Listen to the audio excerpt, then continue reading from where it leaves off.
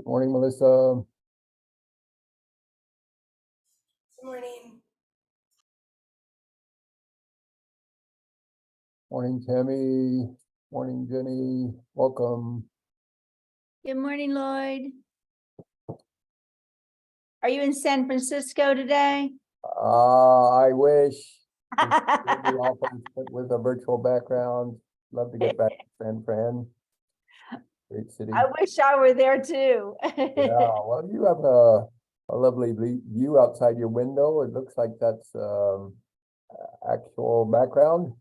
Yeah, I'm at home this morning. I'm heading into the Oh. office after this meeting. Who did that pretty wall hanging? That was done by a potter in North Carolina, and I'm drawing a blank on his name. You had to ask me. I forget his name. He usually does pottery. I'll find out and email you. Is that embroidered or It's a quilt. a quilt? He Nice. quilted it. He usually does pottery, but he tried his hand at this quilt, and Yeah. I just fell in love with it. Lovely. Thank you. Good morning, Dr. Barnes. Welcome.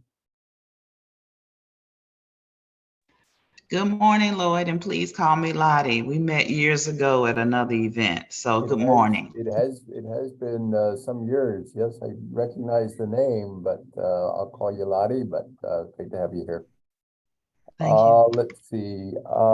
Melissa, I've got a message. Would you forward the Zoom link to Maurice Jenkins, maurice.jenkins@durhamnc.gov? He's at Tech Solutions, I believe.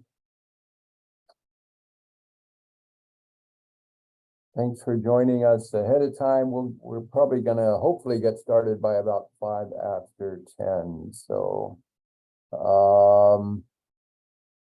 also Ricky Gardner is saying she is struggling to get in. Melissa. Good morning, Joe Daly from Urban Ministries. Glad to have you here. Morning, Lloyd. Good to see you. I'm sorry I'm not visible. Well, we understand those decisions, and it's all good. Good I morning, just can't, Colin. it's conflicting with my phone. That's why you can't see. Okay, that works. Good morning, Jerome. Good morning, Lord. How are you?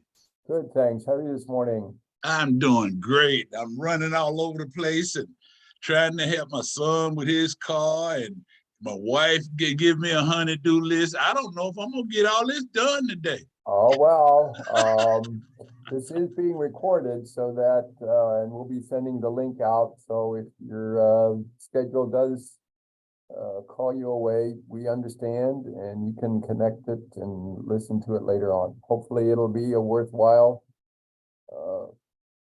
dialogue and presentation. I am anticipating. All right, and Jenny Cordova has joined us. Glad to have you here. We're gonna, again, probably, I know we've got a few more people that we are planning to have join.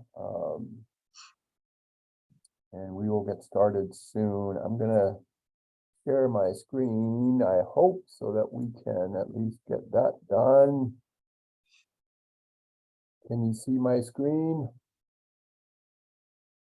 Got the Lord, I have a comment before you get started. yes, sir.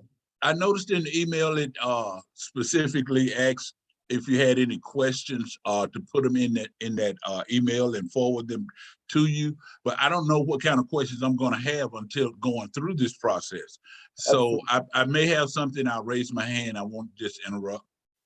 Yeah, so we'll get to that, and there'll be a written question or question and answer period as well, so that if questions come up over the next until May 9th, we'll provide written responses to everybody through that process. Thank you. Sure thing. Now I've lost my trying to find my I'll have to go to my cell phone for my official time. I've got 10:02. We're gonna get started at 10:05. Whether or not everybody is here. And I appreciate everybody's coming thus far.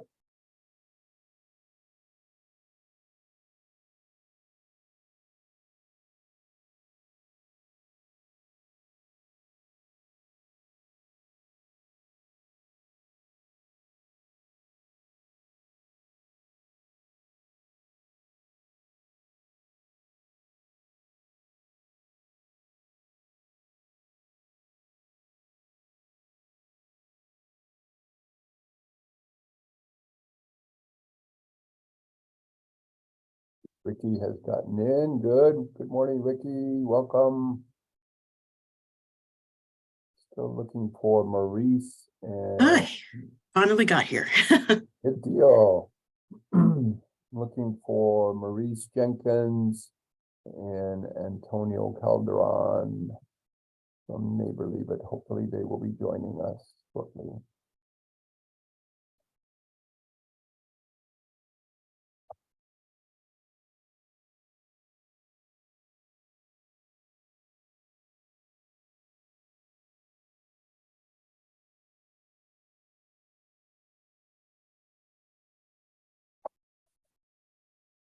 Hmm.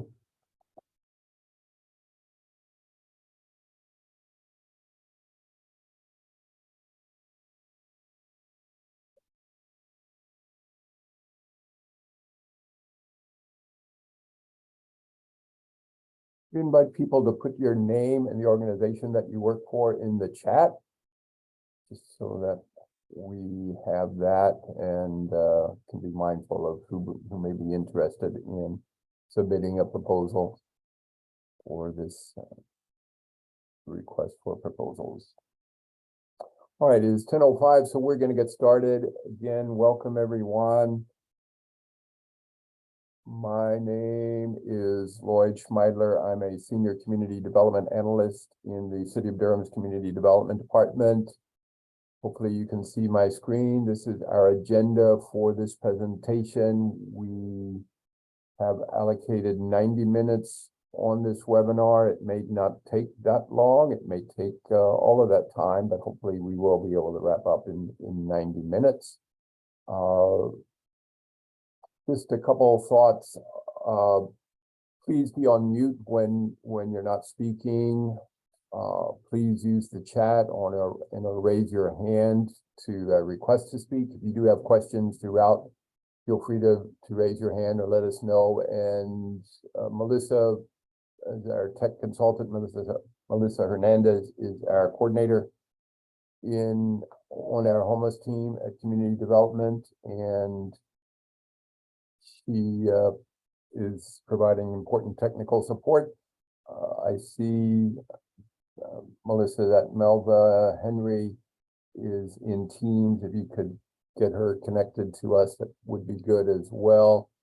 And again, Melissa, please help me if somebody has raised their hand to make sure I recognize them. Hopefully I don't see everybody on my screen, but the webinar is being recorded, and there's a link to the recording that will be distributed to the COC email list by the close of business this Friday, and in coming days as well. We'll be hopefully posting it via a link in neighborlysoftware.com as well as on the Continuum of Care website at the Community Development Department website within the City of Durham, durhamnc.gov.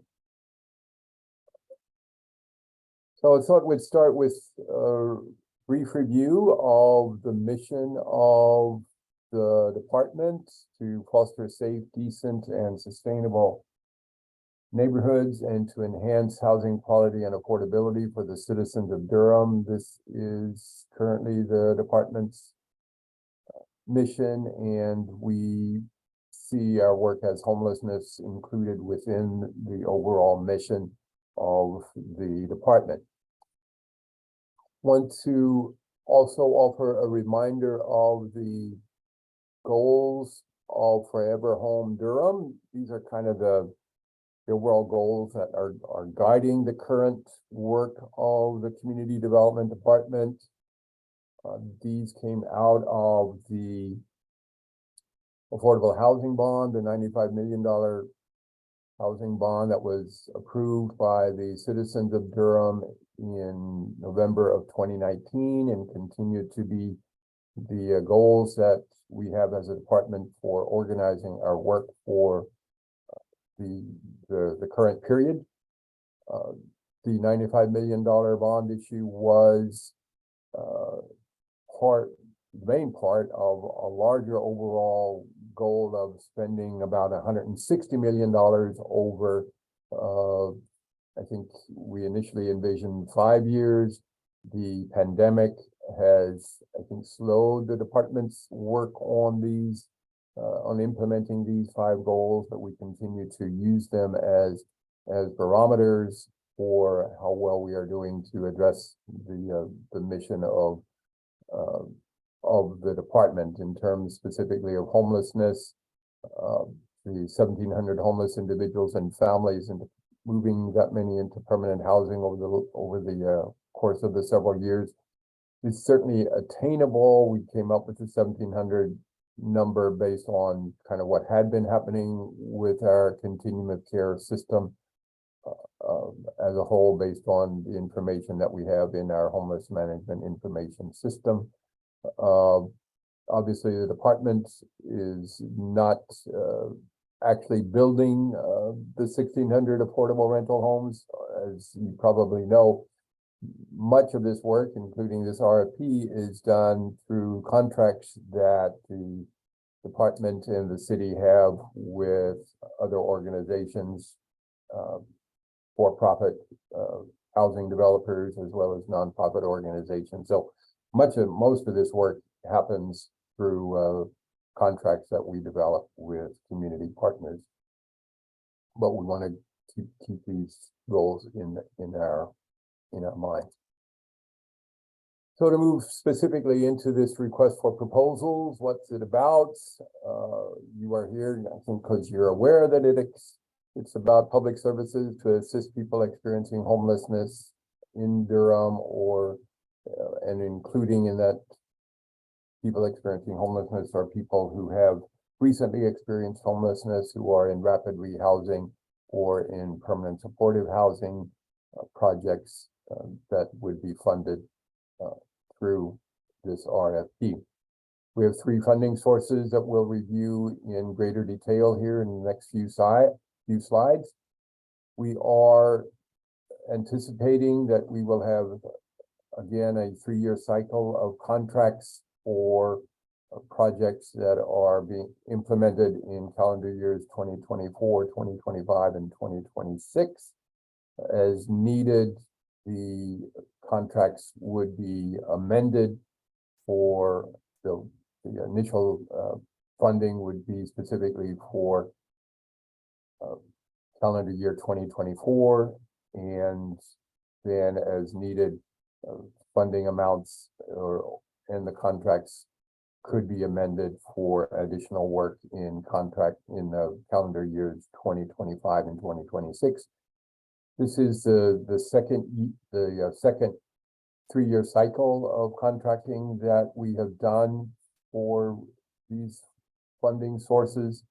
In the 2021 through 2023 period, we did not have any recipients or applications, proposals that suggested they only wanted funding for 1 year of the 3-year cycle.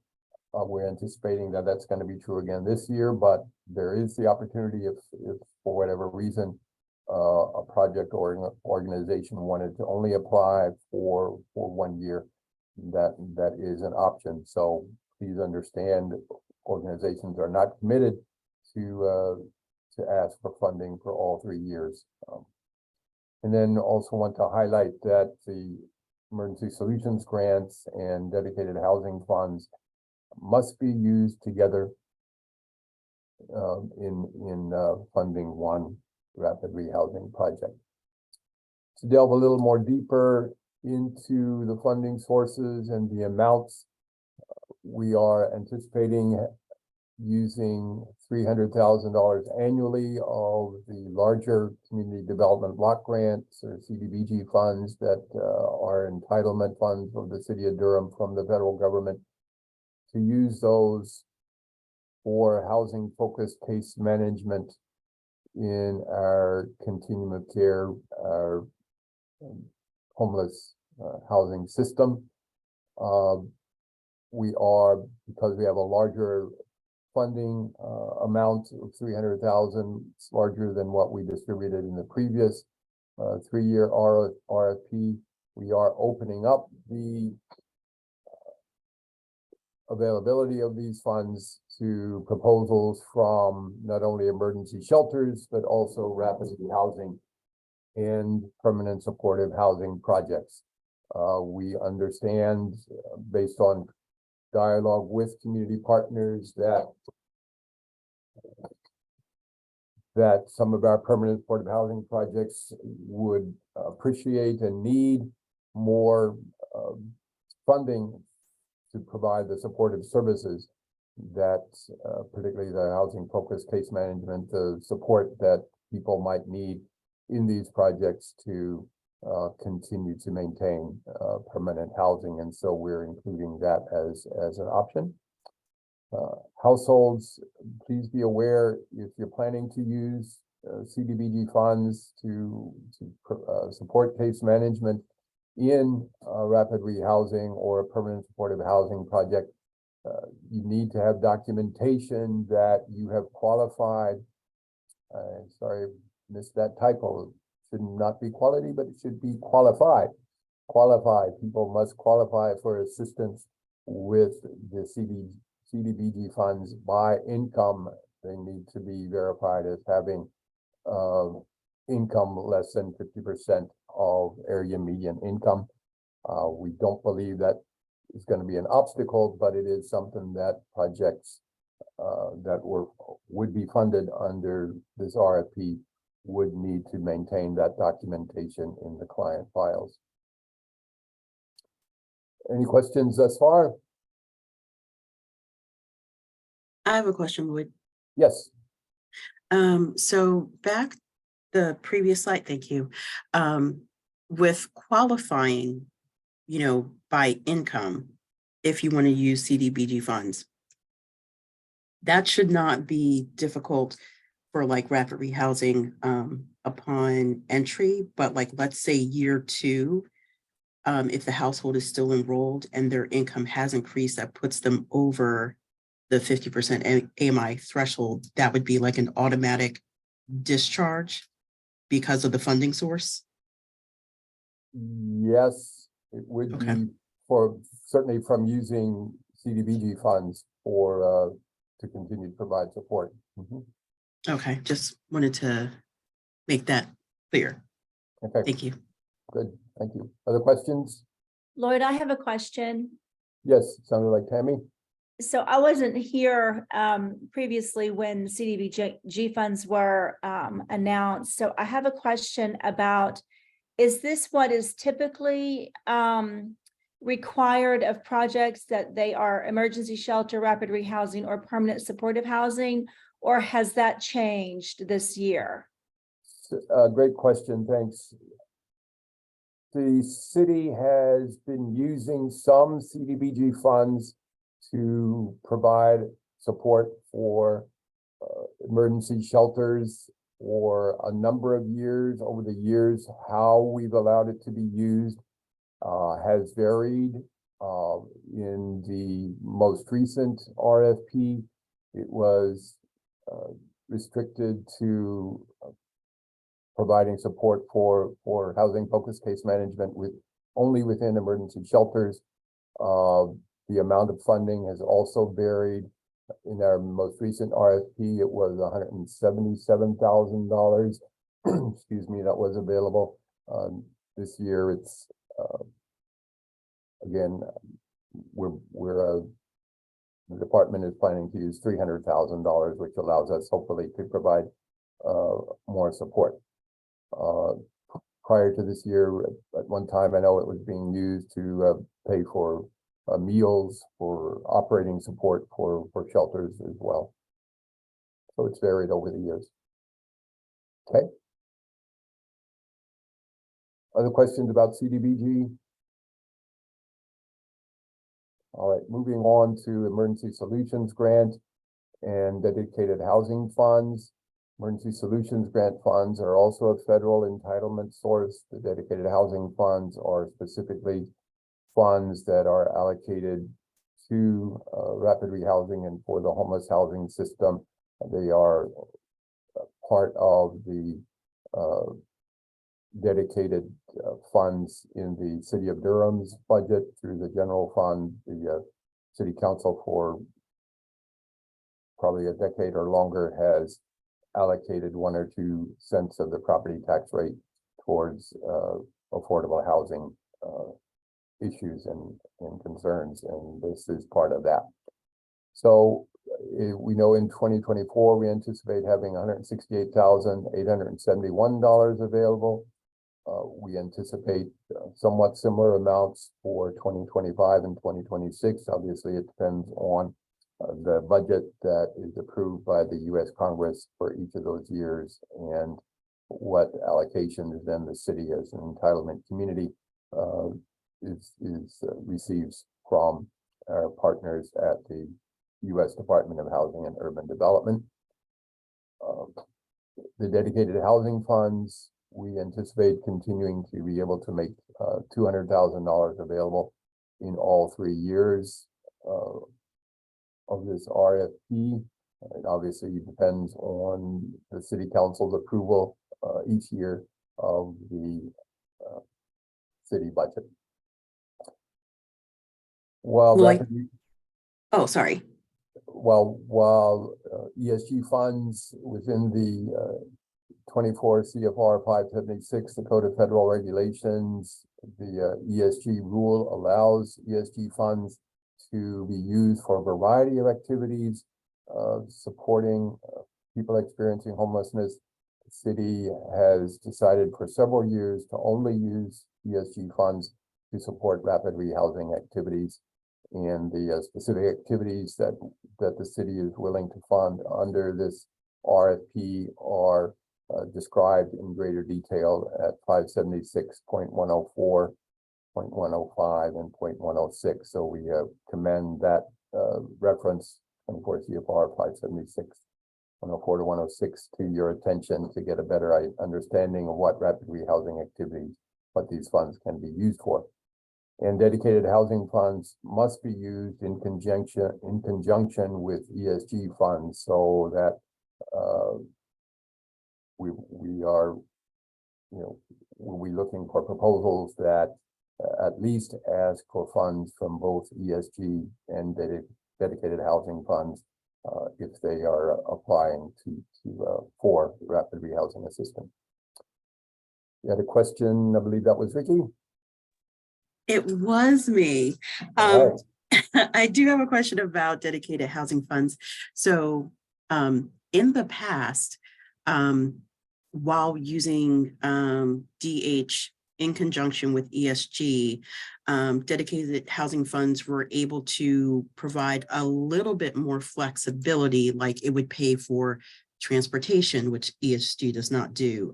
It also offered the option of being able to pay for childcare, which ESG does not do. Will there be similar allowances with dedicated housing funds this time around, or is it nope, we're strictly following the ESG regulations? I'm going to punt that question to my manager, Colin Davis, who I believe is on the call. I'm here. Good question, Ricky. And I think we have to be very careful with the dedicated housing funds, as the dedicated housing funds are serving as a match to the ESG funds and have to follow the ESG rules. As if there is additional money available, perhaps a small portion of funds could be used for childcare, but it would be a very, very minimal amount of money, and would have to make sure that it was spent after the match was already made, because it wouldn't count towards the match that we're required to have, and could result in a finding on a monitoring. So I would say error on the side of probably not an easy way to do it. It's definitely not an easy thing to do.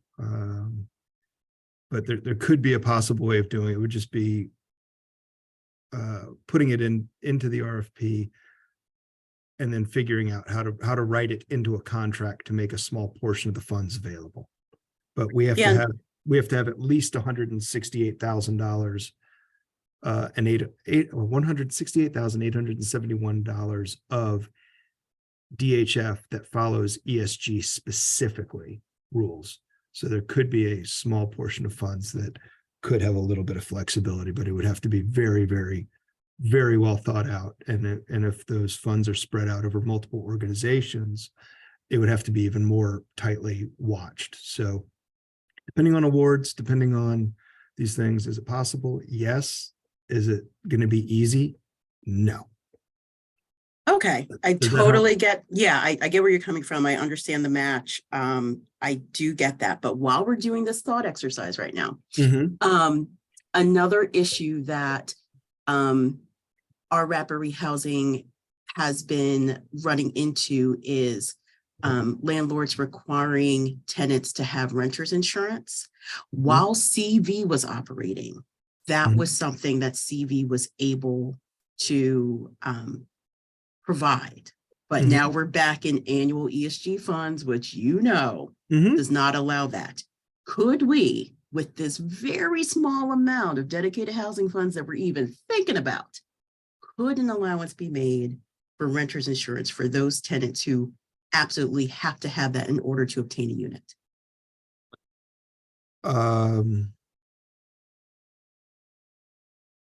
We could explore that. I think if it's something that you're interested in doing, you could write that into your proposal of how funds would be used. And Okay. if funds were to be awarded, it could be part of a contract negotiation. Okay, thank you. Mhm. Okay, I'll make one more point before we move on, and that would be that people may have noticed that CDBG, ESG, and dedicated housing funds could be used in combination for a rapid rehousing project. So all three funding sources potentially could be, included in a proposal for rapid rehousing.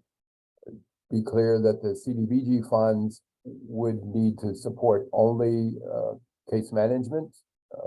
So essentially personnel costs for providing this case management support services to people in the project. The ESG and dedicated housing funds then could be used to provide client financial assistance, rent assistance, utility assistance, and various kinds of rapid rehousing activities that are described here, as well as that we've talked about in the last few minutes.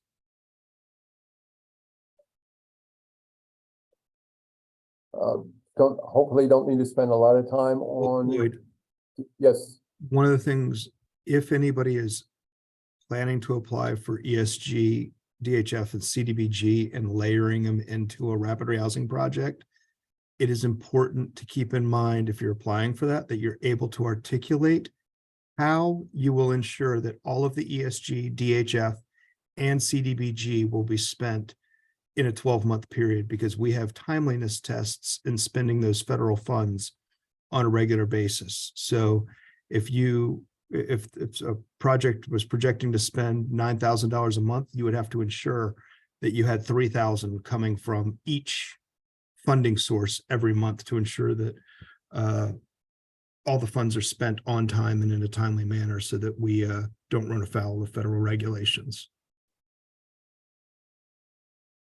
Thank you. And CDBG layering it is very tricky.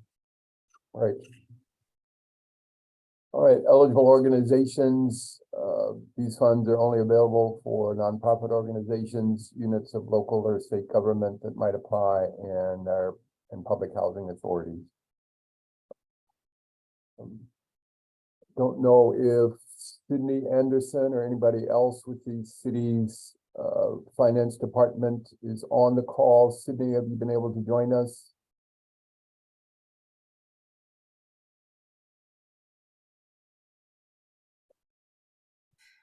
Not hearing Sydney, I'm going to assume he's not with us. There are, I'm on the phone with Sydney now. He's having some issues with his device. okay, so once we get Sydney on, we may come back to this and talk more about it. There is a contractor diversity questionnaire that is a required document. And there is a link within the software to that questionnaire that proposals can download and complete and then upload into their proposal. There's also information within the program overview about the Equal Business Opportunity Program and its requirements for proposals under this RFP. My understanding at this point is that if there are requirements, additional requirements beyond the contractor diversity questionnaire, that will be made clear to organizations as they develop their proposals through additional consultation with the city's finance department. And that we can get more information from Sydney when he comes on. The schedule and the process, this table has the basic schedule. We released, opens neighborlysoftware.com on Monday. Today is our pre-submittal virtual workshop. Any additional questions beyond what is asked in this workshop may be submitted via a link in Smartsheet, and there'll be a specific link presented as well later in the workshop in the slides. Also, this Smartsheet link should be active when you access a recording of this presentation. We mentioned that we'll provide a link to recording to the COC email list. Questions must be submitted via the Smartsheet link by the end of the day on May 9th.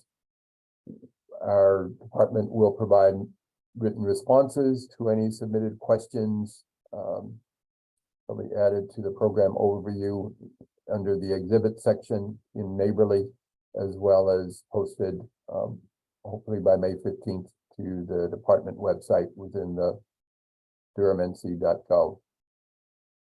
We're giving organizations about 6 business weeks until June 9th to submit proposals in the neighborlysoftware.com that will orient you to towards the end of today's presentation. And then we'll take about 5 weeks until July 14th to evaluate proposals and notify organizations whether they have been selected or not for funding under this RFP. Following the City of Durham's appeals policy, the deadline for appeals will be July 25th, following again, the process outlined in the city's policy. And any appeals, the department and city will respond to the appeals and work to approve, get contracts negotiated with organizations that have been selected, get city council approval, and get contracts fully executed by December 31st, 2023, with an anticipated contract period of January 1, 2024 through December 31st, 2026, and with contract implementation started starting after January 1st. So the RFP proposals will be submitted in Neighborly Software. I went in this morning and saw that one organization has already started a proposal application, and we're encouraged by that. So we'll review registration. It's pretty, I think, user-friendly, and as with most secure websites, one has to have a username. I believe our username is simply our email address that we use to register, and then a secret password that would enable you to access the Durham proposal site. Want to be clear again, all proposals must come through Neighborly Software. Couple slides about required documents. There are a lot of required documents. That's unfortunately what we need as part of our evaluation process. Please note the cover letter that must be downloaded and copied onto the organization's letterhead and submitted as submitted as an attachment to your proposal. We want a copy of your current COC membership, showing that your organization is a current member of the Durham Continuum of Care. The board of directors roster, including the names and addresses and contact information, phone number, email of the current board of directors, showing the officers and identifying any homeless or formerly homeless representative on the board of directors. We're also asking for a meeting attendance report. I think that is described in the program overview and the list of documents that we're asking for. Organization's conflict of interest policies, a certificate of insurance showing that the organization has liability insurance and any other required insurance for the period that includes June 9th. Nonprofits need to submit a copy of their 501c3 letter, as well as current North Carolina Secretary of State registrations, the fiscal policies of the organization, and the most recent IRS 990. Also required are 2 audits, the most recently completed audit and the audit for the period prior to the most recent audit, so the last 2 years. Organizations that do not do an audit, and obviously if you're required by the amount of federal funding that you receive to complete an audit, we will expect an audit. If your organization's budget does not require an audit, you would expect financial statements that have been signed off on by a certified public accountant. And then the current year's organizational budgets, a balance sheet as of March 31st of this year, as well as an income statement, the current policies and procedures for the project that you're applying for, and the project's current budget. We're not anticipating using these funds to fund a project that an organization is intending to start from scratch, right? So we're anticipating these funds to be used by four projects that at least have some history of being implemented by the organization. The Emergency Solutions Grant, let's see, Consolidated Annual Performance Report. Can't quite think, I don't think I have quite what the CAPER stands for, but it is a standard report in the Homeless Management Information System that I think organizations are familiar with. And again, we want it for the 12-month period of April 1st, 2022 through March 31st, 2023. We believe that that gives organizations adequate time to confirm the accuracy of the HMIS records, client records that you have in the HMIS. Mention the contractor diversity questionnaire, and that also is available via a link. There's an option for proposals to get a few additional bonus points by submitting a self-evaluation using the evaluation tool that is available in the exhibit section as well. Any questions about required documents? Just a clarifying question, the ESG CAPER, would that be for all of one's HMIS projects? That would be specifically for the project that you are seeking funding for. Okay. Good question. Melissa, has Sydney been able to join us?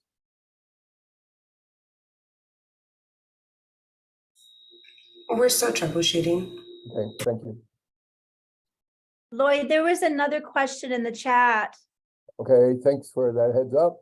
Let me check it. The organizations need to be based in North Carolina to submit a proposal. Great question. I would say they need to be licensed to do to operate in North Carolina, which I think would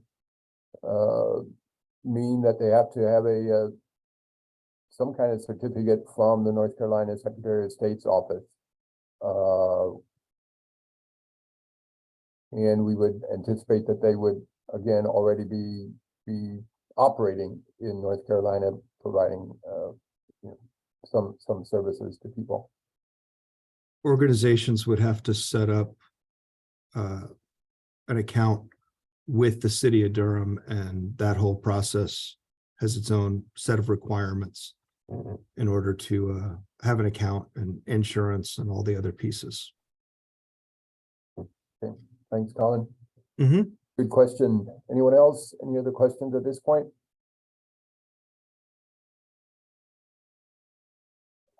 Very good. Continuing on. Performance measures. We are focusing our performance measures on the measures and benchmarks approved by the Continuum of Care Board, the Homeless Services Advisory Committee, in March of last year. And we will expect that our contracts, or you should expect that contracts will include outcomes related to these specific benchmarks.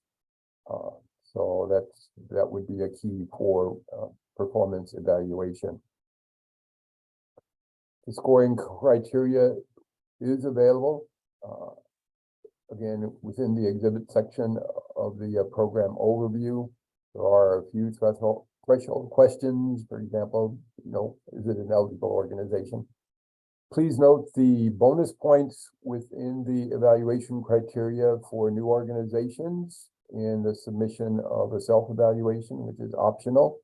We are offering 10 bonus points for organizations that are currently do not have any contracts with the city of Durham. We're also allowing partnerships between organizations for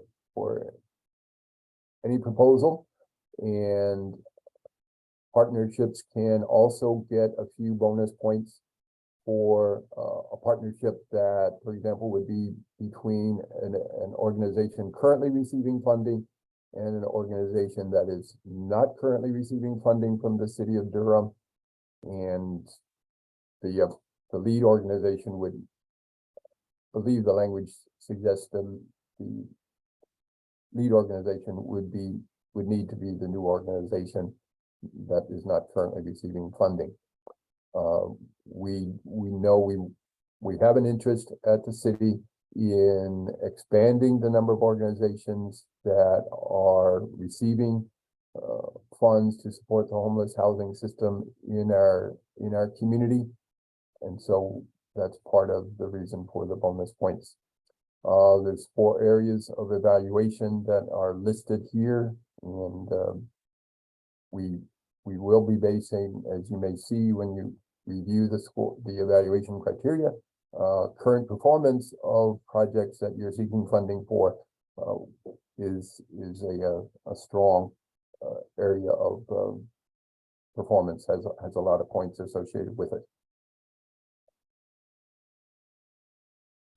Again, proposals are due no later than midnight on June 9th. They're received only via neighborlysoftware.com. They must be submitted via neighborlysoftware.com. After this session, certainly can continue to discuss questions during this workshop, but after today, any additional questions must be submitted via this website, app.smartsheet.com, et cetera, et cetera. So there is a link. This should be an active link for you.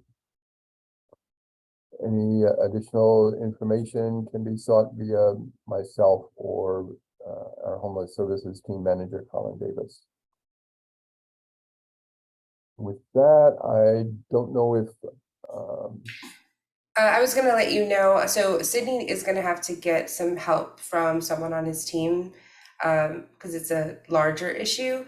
However, he did say he wanted to send his contact information if anyone did have any questions. He said he usually doesn't have anything with zero goals, but he wanted to have his email available to those who might have additional questions. So I'll put Sydney's email in the chat box. all right. So we'd encourage organizations that are planning to submit a proposal to contact Sydney Anderson to confirm whether any additional documentation is needed as part of the proposal, in addition to the contractor diversity questionnaire. I had, in preparation for this RFP, I have been in contact with Sydney and asked about any additional forms or documents that could be available at this time, and he indicated that there were not any at this time, but please confirm that in the coming weeks as you develop your proposals. I am going to stop this share. Lloyd, can I say something? Yes, ma'am. I know that you're recording this for people to watch later.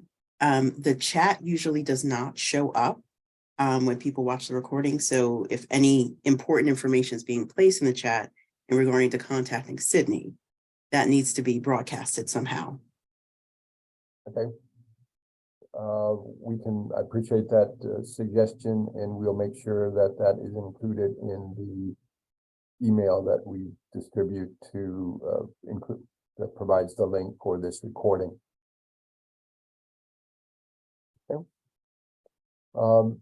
Is Antonio Calderon on the call? Hi, Lloyd. Yes, I'm here. Hey, wonderful, Antonio. Antonio Calderon is our current contact with neighborlysoftware.com. He has been vital in helping our department develop the RFP within the neighborlysoftware.com. And I'm going to give Antonio the opportunity to share his screen and help people on the call understand how to access neighborlysoftware.com, to set up a user account, and then to access the City of Durham's website, secure website for submitting a proposal. Antonio, the floor is yours. Awesome. Thank you, Lloyd. And good morning, everyone. Thank you for allowing me to be part of this call today. I am going to share my screen. Is there anyone on the call that is not able to see my screen? We should be looking at a login page that says City of Durham Participant Portal. We good? All right, awesome. So as Lloyd mentioned, I'm one of the implementation leads here with Neighborly Software. So Lloyd and I and his team have been working together to get this application up and running for you.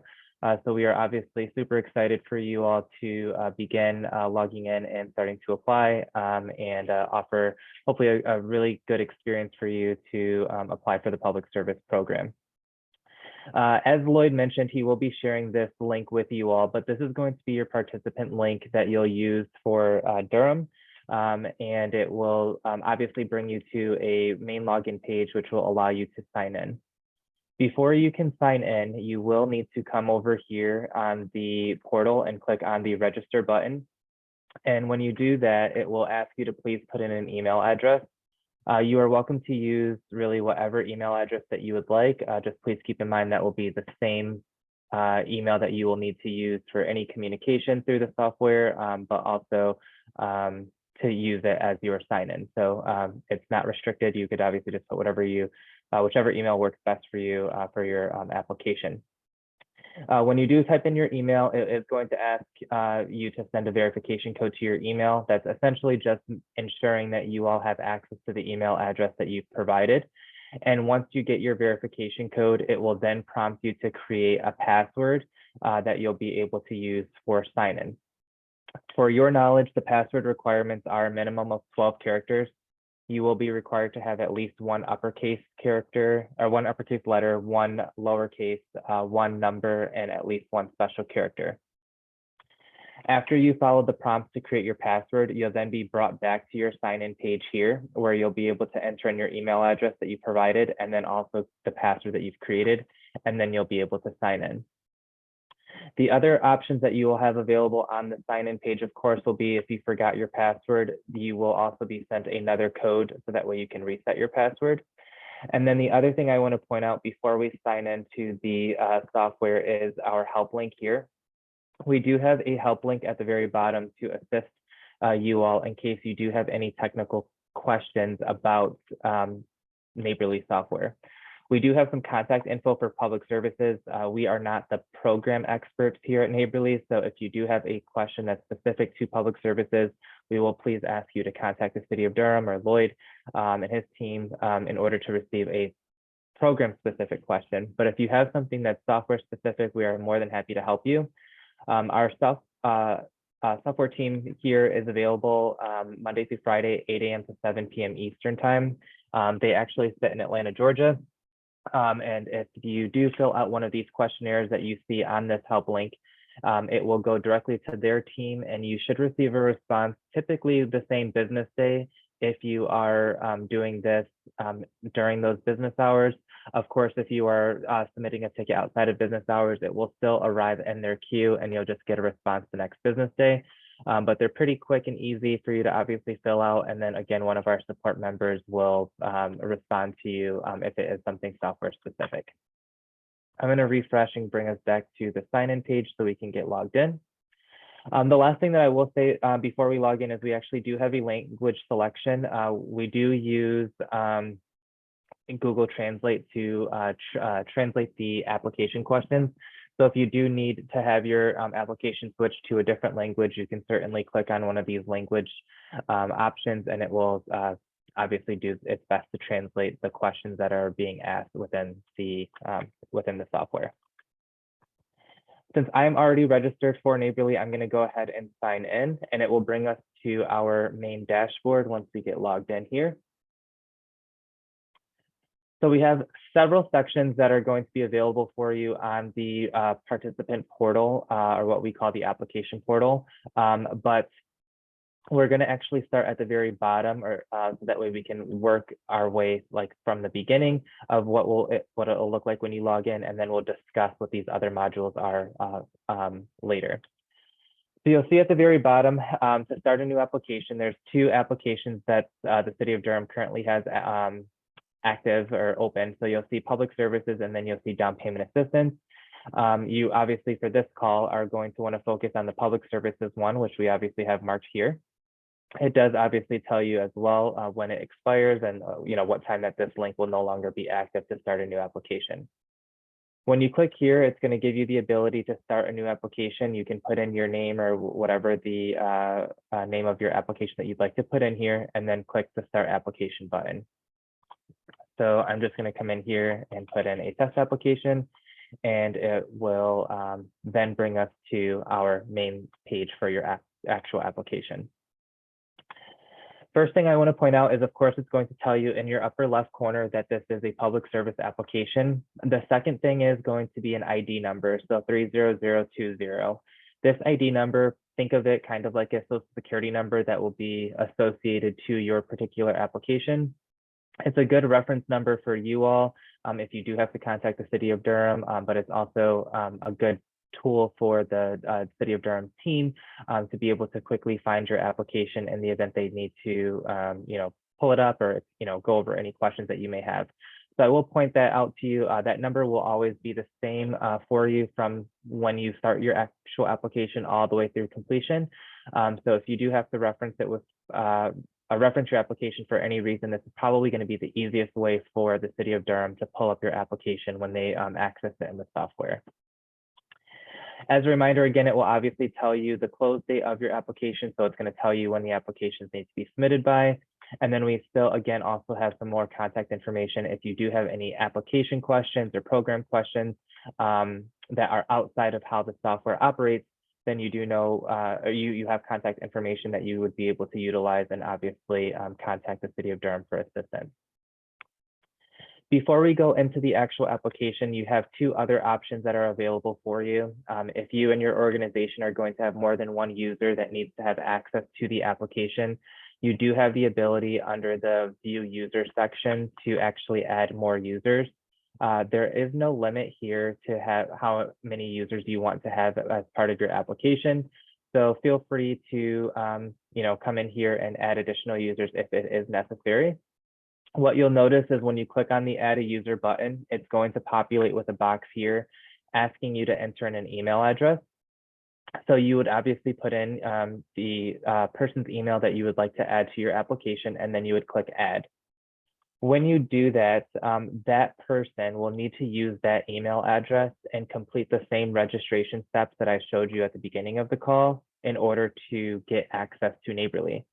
Once they access Neighborly by signing in and creating their password, they will then be able to see this case 30020. So any responses that you have put in on your application will actually be visible to that person or persons that you have added to this user list. So definitely something that you can manage, not required, but in the event that you do need to have another user, either view your application or, fill in some questions that are listed here, you can definitely, share that responsibility by adding another user.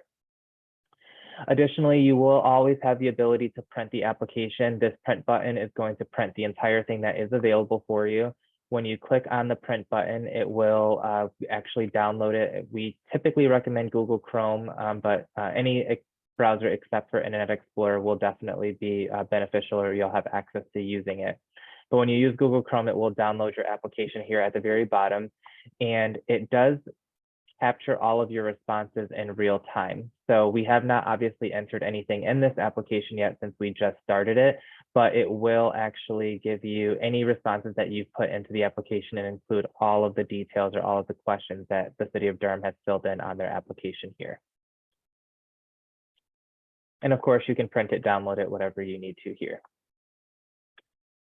So coming back to the actual application, you will notice on the left here that there is an overview, which is going to obviously outline a lot of the information that Lloyd has already discussed with you guys during this call today, but it's obviously typed up in here for you on an overview.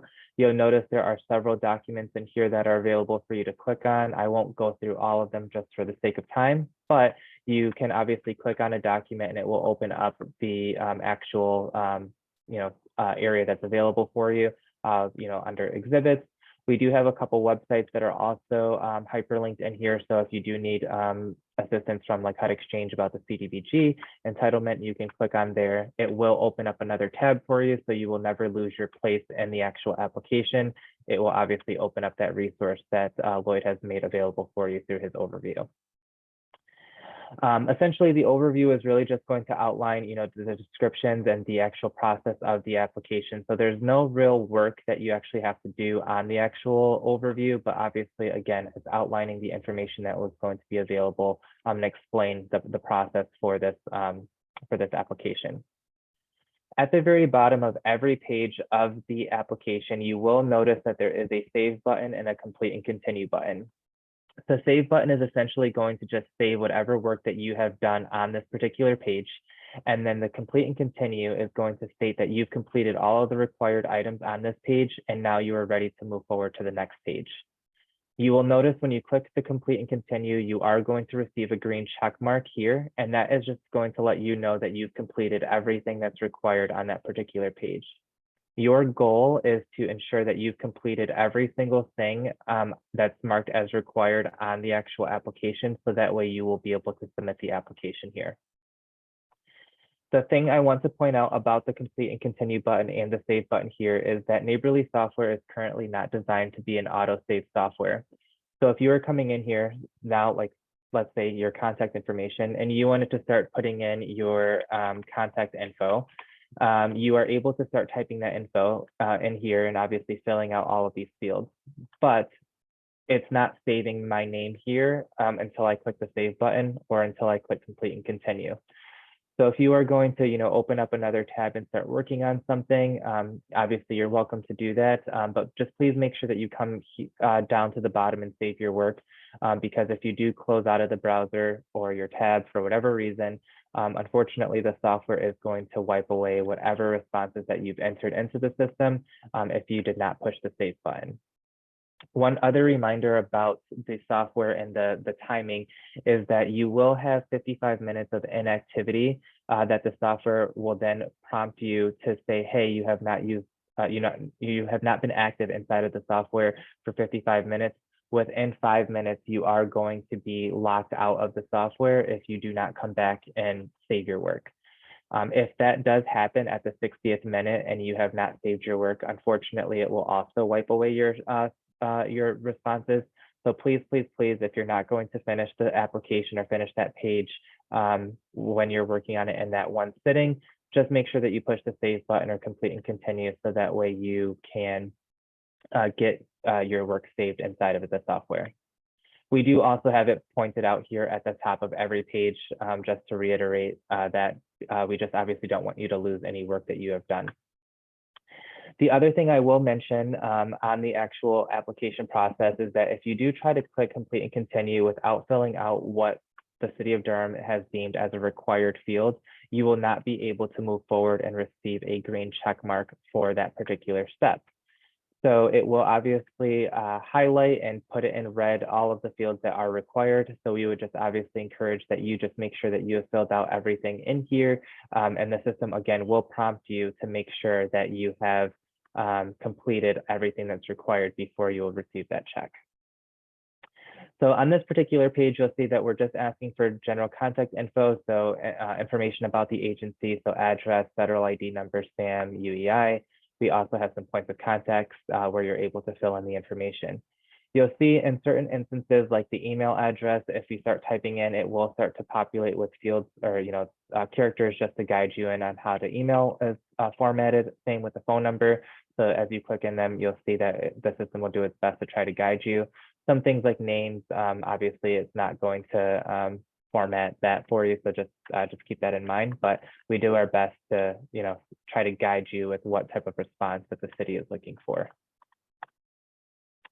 You will also have the ability to jump around on the application, so you're not required to go in order. Of course, if that's the preferred method, but you don't have to. So if you did want to come over to another section, you can easily jump over to the general information page and skip the organizational capacity, and then start to fill out the questions that are listed here, and obviously come back to step B. So you do not have to go in order. It will definitely allow you to do that. So now that we're here, you'll notice that several questions inside of the application are going to be what we call text fields. We have put in character limits in a lot of these text fields. So you'll notice that, as you start to type, the character limits will start to dwindle down for you. So just please keep that in mind as you're filling out your applications, how many characters that you are going to be typing in to answer these questions. It will obviously just guide you. And then, once you've reached that limit, it will no longer allow you to type in those fields. But this one obviously is just asking for general information about your actual organization and your mission. So you would obviously come in here and accordingly start to fill out the information that is available for you, or to answer those responses to the best that you can, so the City of Durham is able to receive your responses.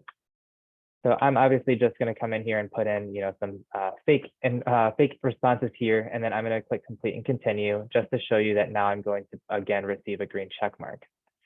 Because we have not submitted the application, you do, as a team or as an organization that's applying, have the ability to reopen your steps at the bottom. That means that once you've clicked complete and continue, technically, as you can see now, it does put it in a read-only format. So I can see all of the responses that I have put in for section C of this application, but I do not have the ability of editing it. But because I did not submit it, I do technically have the ability to reopen this page, which will obviously eliminate the green check mark that we've had over here. And then it will give me the ability to come back in here and type in additional responses or change whatever I have entered for this particular page. Please keep in mind that this reopen button that you saw at the bottom is only going to be visible for you until you submit the application. After you submitted the application, it would be up to you to contact the City of Durham and ask them to reopen a page for you if they are even going to decide to do that in order for you to make a change to your response. So you cannot make any changes or reopen things after your actual application has been submitted. Taking a step back, just going over to step B for your organizational capacity, you'll see that we have different types of questions that are formatted in here. We have a drop down, which obviously we're going to ask, try to guide you with picking a response in those questions there. Anything that has checkboxes, it will give you the ability of checking obviously more than one or whichever ones are applicable. And then we do have radio dials that are built in here that also are logic based as well. So based on how you've answered the first question, it will then obviously populate with additional questions. If you will notice though, if you do answer something like no, if there's no requirement for additional questions, then you will not be prompted to answer anything. So just please keep in mind when you see something that has a fixed response, see if there are going to be any additional questions that actually populate for you at the bottom. Okay. All right. So next on the actual application, D, E, and F, they are all designed pretty similar. Their only difference is obviously the names of each of these steps. You'll notice when we first go into section D that we start off by asking you the question of, are you applying for emergency shelter funding? If you are applying for emergency shelter funding, that logic-based question or the conditional formatting that we built in here for you is if you do push yes, then it's now going to populate with a series of questions that the City of Durham is going to ask you to answer to describe your project here. So obviously we have additional text boxes in here. You'll still see that there are, the actual questions and then your character limits. And then you also have a text box that you'll be able to fill in your responses. Similarly to what you saw before, we have additional check boxes. So just obviously please answer your questions and then select the appropriate responses for each of those. And then you would be required to answer everything under the emergency shelter since you did mark the first question as yes. If you do mark it as no, then there are no other questions that you have to answer, and then you are able to move to complete and continue, which will then again give you the green check mark here, and then it will allow you to go to rapid rehousing. Same process is going to work for step E. If you mark this as no, you are no longer responsible for answering anything else. But of course, if you mark this as yes, we do have questions that are specific to rapid rehousing that the City of Durham is asking you to complete. And then you'd obviously come in here and put in your responses for each of these questions that are listed below. Okay. And sorry, it's actually going to ask me to put in something here just for us to finish it. So I'm just going to fill in some test data so we don't keep going back to this page.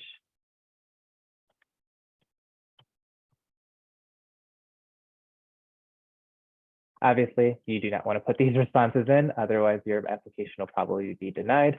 But for the test purpose, we're just obviously going to fill something in here so the system knows that we've completed that step.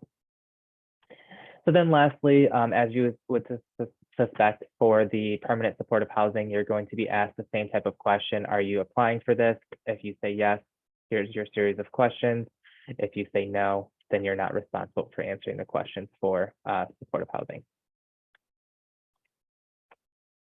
The last page of the actual application is going to be a budget page. So you'll see that there are different budget line items that are available for you here. You would then obviously come in here and put in the numbers based on each of the column headers that you have listed here. So CDBG, ESG, DHS, etc. What you'll do is obviously just start to type in your amounts that you have for each of these funding requests or each of these line items. You will notice at the very bottom that it will give you a total for that particular fund request. You will be responsible for actually doing a total project budget for this one if you're going to do, let's say $1,000 for each of these funding requests. It's only going to give you a total at the very bottom. Unfortunately, at this time, it does not give you a total going horizontally. So just please make sure that you would obviously fill in your total budget as well going across. And then at the very bottom, once you have your totals here, you would then be able to put in what your total project budget is. And this would be the total combining all of your amounts that you've entered in the table here. Sorry. Okay. And we will move forward. Okay.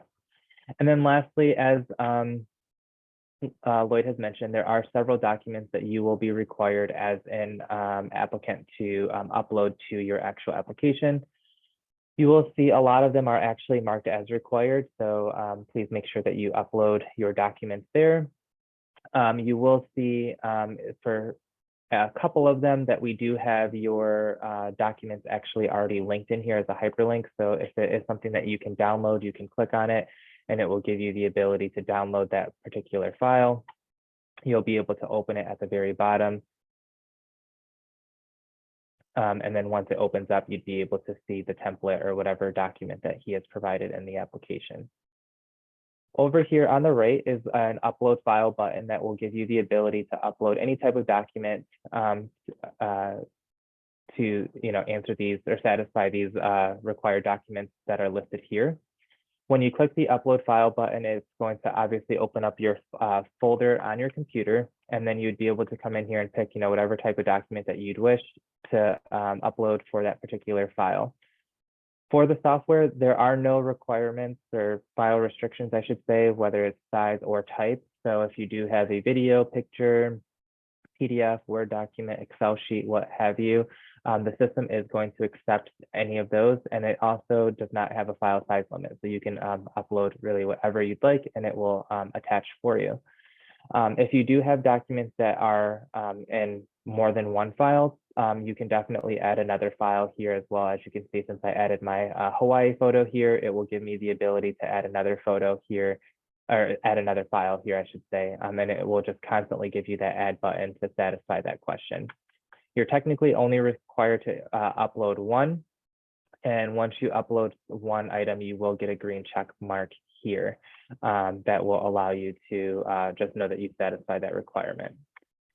For nonprofits, you'll see that we do have a few items that are coded here. Because not all of you will be considered nonprofit, we don't have these as required, so you could obviously skip over the ones that are not marked as required.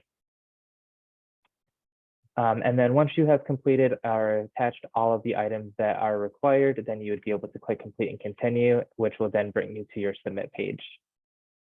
So not to bore you all with going through and attaching something for each of these, it will, once you get here, after you've completed all of your required items and click complete and continue, you'll then be able to click submit, which will then just ask you to put in an email to electronically sign, or put in your name, I'm sorry, to electronically sign, and then the application will be submitted to the city of Durham. Do we have any questions at all on the actual application itself? or the format of how you all will be answering the questions that are populating. I have a question, Antonio. Yes. In the fields where you can add text, is there like an auto spell check, or do you recommend like doing your text maybe in MS Word and then copying and pasting in?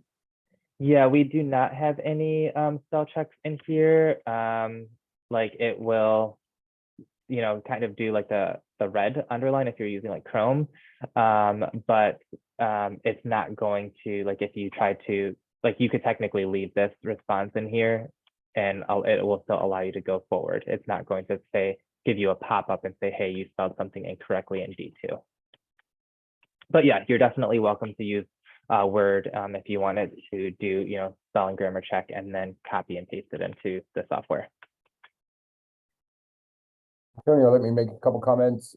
First of all, really encourage organizations and applicants to review the exhibits in the program overview. There's links to several documents there that organizations should become familiar with. The current written standards are an important document. We expect projects to comply and to implement those written standards within their own policies and procedures. The section, the COC collaborative application is not the entire application, but has information relative to Durham's system performance as it was reported to HUD in the 2022 continuum of care application process. I mentioned the benchmarks, the approved project benchmarks, as measures that we expect projects to strive to meet, and the coordinated entry policies and procedures. We do expect projects to participate in the Durham Continuum of Care's coordinated entry system and work, and that's listed there as well.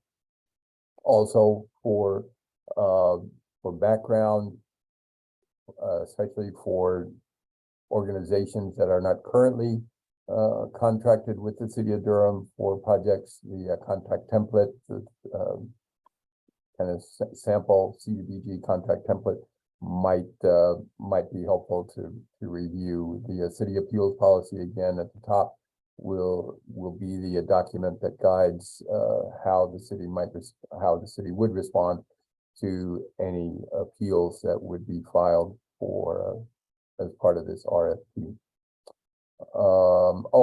In terms of the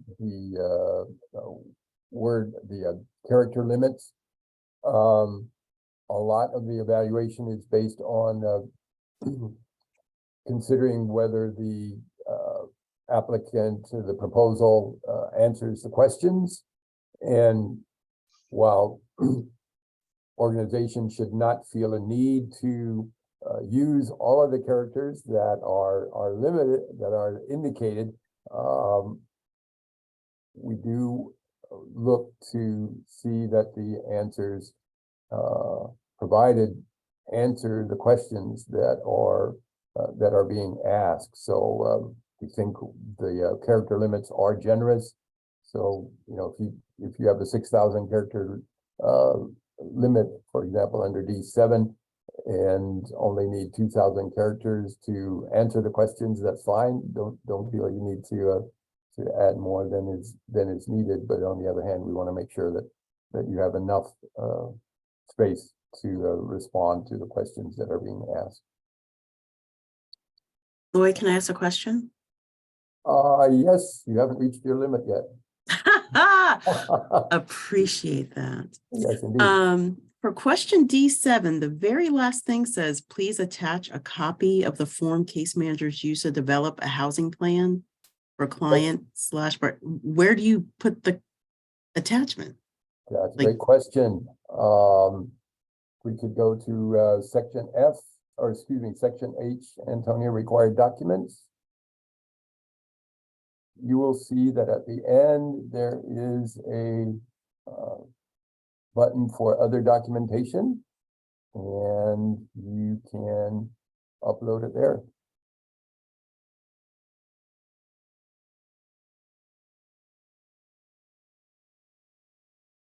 Okay.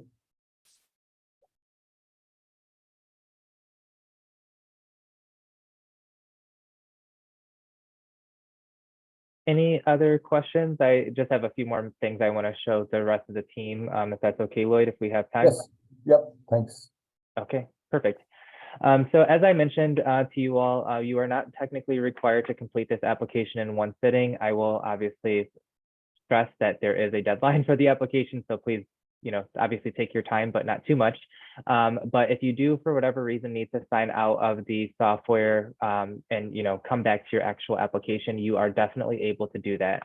If we come back to the home page up here, when you get logged in, you will see that there is a section here called View, Continue an Existing Application.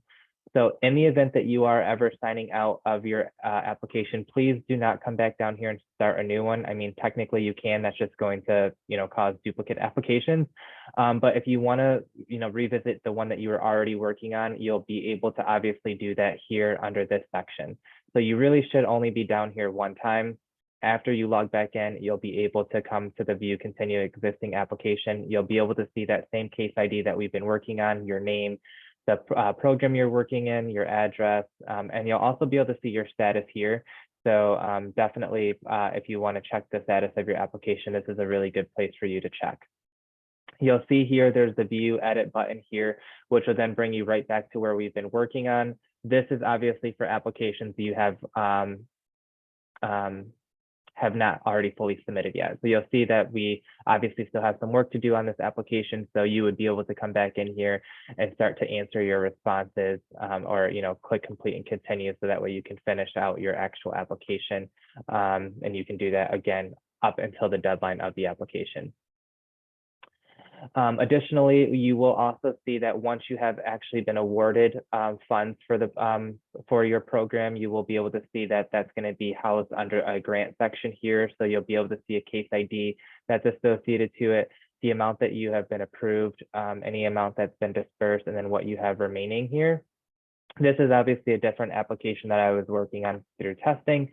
But if we were to come in here, you'll see that you do have a different view that's available. Again, it'll show you all of your accounts that you have been awarded. It'll show you the amount that you have remaining and dispersed in a nice little graph here. But if you do obviously need to see the specifics based on the funding sources and the categories, you can obviously see what was added for you. And of course, if you need to print it, you can do that there. For any accomplishments that you're going to need to report on, you'll be able to see all of your reports listed in a monthly format here. So I just picked some accomplishments based on the ones that the city of Durham is capturing, and you'll be able to see that all the accomplishments are actually just listed, and then whatever you've answered in under your reports are actually going to show up on these on this table here. If you're going to submit a draw request to the city of Durham, you'd be able to actually submit it right through the software as well. You'll be able to add a draw in the software by putting in a request date and then turning in a description. Once you do that, you'll then be able to attach any documentation that you would like to support your draw request. You'll also be able to put in the amount that you're requesting, and then you can submit the request. You'll also be able to see the workflow that it goes through that's needed before the funds are actually dispersed. So you can see that information right through the software here. You will actually still have access to your application, but because this application is now actually in the submitted status, and you can actually see that up here, everything is going to be in your read-only here. And I mean, technically you can edit now, but that's because you've been awarded funds. If you haven't been awarded anything, it's still technically going to be just read-only. We do have a document folder here. So if you do have any documents that, or excuse me, if you need to see any documents that you've attached, they get stored actually in a folder here. So instead of going back to like your required documents page and opening up one of your documents, and sorry, I don't know why it's taking so long to load, you could just use your documents folder and just see all of the attachments. So here you can see it. You can obviously click whichever one that you want to download, but this is going to be a folder that captures everything. So just another place for you to gather documents. You can also print your application and upload additional files if you need to. And then lastly, you do also still, again, have the ability of adding users. So even after you apply, you could add users to your account. So in case they need to complete reports, things of that nature. We do have your report section that's available here. So once you are required to start filling out your reports, not only will you be notified via email automatically, the portal will send you an email that reports are due. You'll be able to see here what reports are due. It'll obviously tell you what status your reports are in, what date, the date range that it's covering, when it will be available to you, when the report is due, and it'll also tell you how many steps that you have completed on that particular report. If we go into this report here, you'll see if you have any specific goals that were outlined for you on your program or your project, they will obviously be outlined here, where you can then explain what your progress is. Whatever accomplishments that you are required to report on, they will be listed here, and these are all integer fields, so you'll be able to type in your numbers, and it will also give you a total at the very bottom too, as you are filling out these accomplishments. And then lastly, you will then be able to put in any narrative or any attach any supportive documentation for your report. So if there's anything that you need to explain or to, talk about outside of the goals and your accomplishments, you can obviously fill this in here. And if you want to upload anything, pictures, videos, documents, you can obviously do that here. Once you've completed that, you'll then be able to submit your report and obviously sign off on it by putting in your name. And then this report will then go obviously to the city of Durham, and they'll be notified that your report is complete. And somehow I must have done something, so I apologize.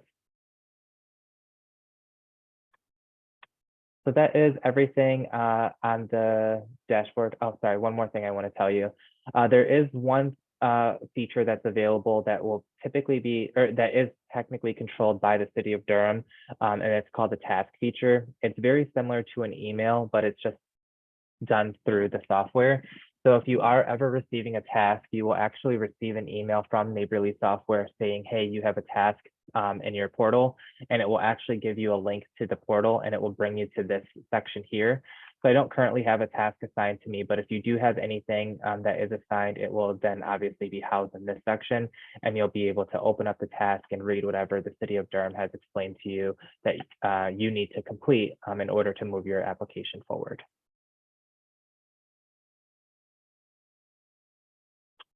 And that is everything that I wanted to go over with you all on the participant portal. Do y'all have any questions for me?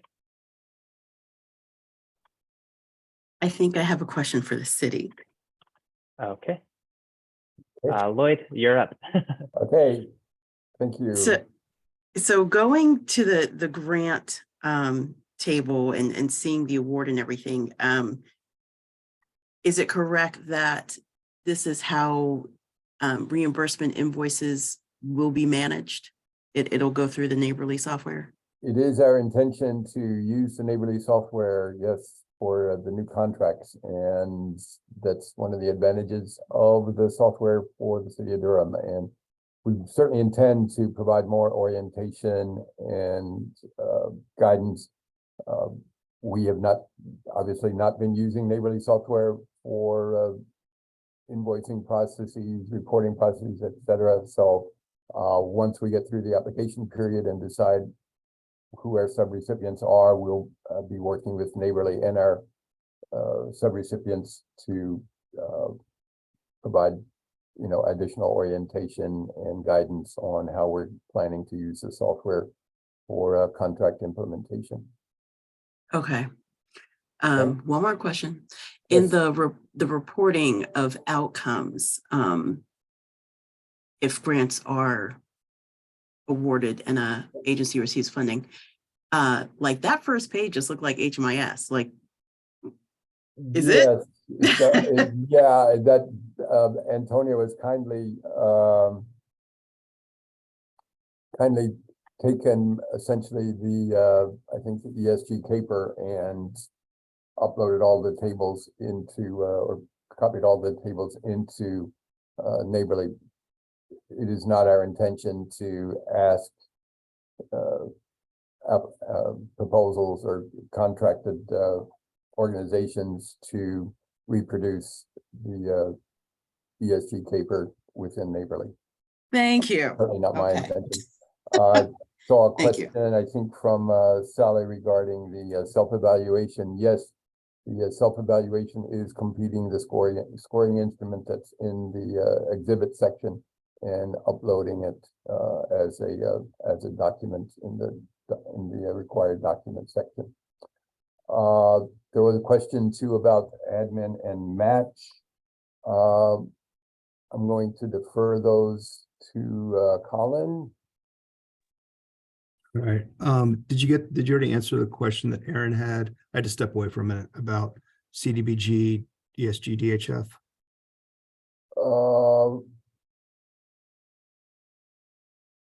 Aaron's question, could we submit a proposal for either of the categories CDBG and or ESG dedicated housing funds?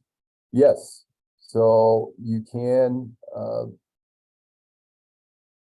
submit a proposal that uses only CDBG funds for emergency shelter, housing focused case management within an emergency shelter. You can also submit a proposal for using ESG and dedicated housing funds for rapid rehousing activities. I think theoretically you could apply to use, let me go back to the, I don't think, if you're planning to use dedicated housing funds, you also need to be applying for ESG funds. But if an organization, for example, wants to use CDBG funds for emergency shelter, housing focused case management, and also wants to use dedicated housing funds and ESG funds to support a rapid rehousing project, you only need to complete one application. You would just need to complete each of the sections in sections D and E, as well as obviously making sure section G on the budget includes the various budget line items. The CDBG funds can be used for the supportive housing focused case management in emergency shelter, could be used in rapid rehousing, or could be used for supportive services in a permanent supportive housing. So you can use it for any of those supportive services to assist clients experiencing homelessness, exiting homelessness on the CDBG side. And then just a reminder, ESG and dedicated housing fund can only be used for rapid rehousing. So the question about the match, there is not a match requirement. The only match that's required is HUD requires a 1-to-1 match on the ESG. The city is covering that match with our dedicated housing funds. So agencies are not required to have any match. The admin rate is determined at the federal level. So ESG is 7.5%, if I remember correctly, but we will clarify. Isn't it 10? Nope. Isn't it? No, it was 10% for the for ESG. CV had a 10% rate, but the normal rate is 7.5%. Also, can we bill admin rate? So you're at 7.5% for that. CDBG does not have any admin in that cost category, so there would not be admin in there.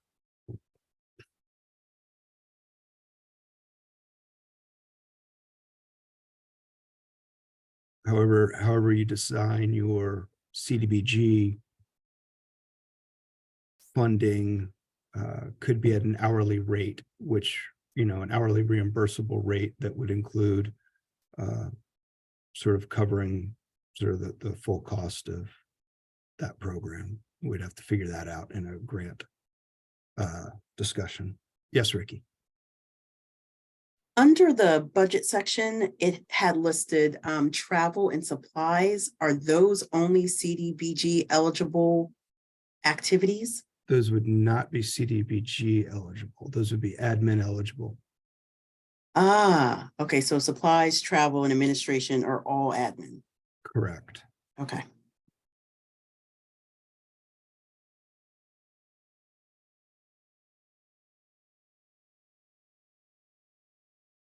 Good questions.